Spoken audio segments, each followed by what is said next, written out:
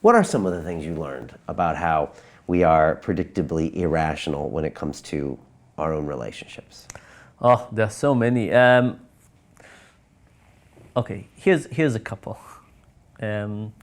This is based on a beautiful paper by Ebert, and they basically took a group of undergrads and they taught them how to take pictures. And at the end of the semester, they said, okay, you took all your pictures, pick one that you want to be enlarged. Pick one you want. And then they divide them into two groups. In one group is they say, pick the one you want to be enlarged, we'll send it to a lab somewhere else, it will come back in 2 weeks in a poster size, and you can't change your mind. That's it, that's the one you'll get. The other half, they say, pick a picture, we'll send it to a lab, it will come back in 2 weeks. You can change your mind every day, including the day after it shows up. That's it, they picked, they sent, the picture came back. The people who couldn't change their mind got their pictures. The people who changed their mind, nobody wanted to change their mind. But then they measured how much did they love their pictures.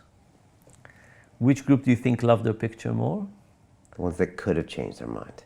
They loved it less. Oh, okay. Why? Why? Because if you know you have to deal with something as reality, you basically start using all your psychological mechanisms to say, this is it, I love this picture, let me now convince myself why I love it. If you're questioning yourself all the time, love doesn't get the chance to flourish. And I think that that's what's happening a lot in the era of dating multiple people and jumping from date to date and from Tinder to Tinder. So imagine you're in bed with your most recent Tinder date, and you could be looking at your phone for the next Tinder date, but let's imagine you're not. So you just started a relationship, but 30% of your mind is occupied by saying, am I sufficiently happy?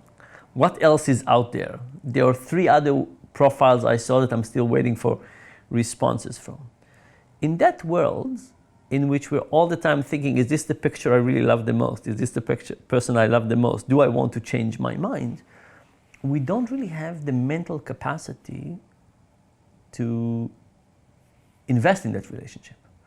Right? So if you say relationship is just about a match, then there's no problem. But the reality is that relationship is about a match and about commitment. And every time that you keep on looking outside, the match is the match, but your commitment is very different. It doesn't actually allow us to develop a full relationship. So we have arranged marriages, and I'm not recommending that we go that path, but there's something very important about arranged marriages, that is to say people understand they're together for a long time. Right? And the moment you understand you're together for a long time, your perspective changes, your investment in the relationship changes. And the quality of the relationship changes dramatically when you're investing, assuming that you'll be there for a long time, even if you don't end to, than if you assume you'll just be there for a short time.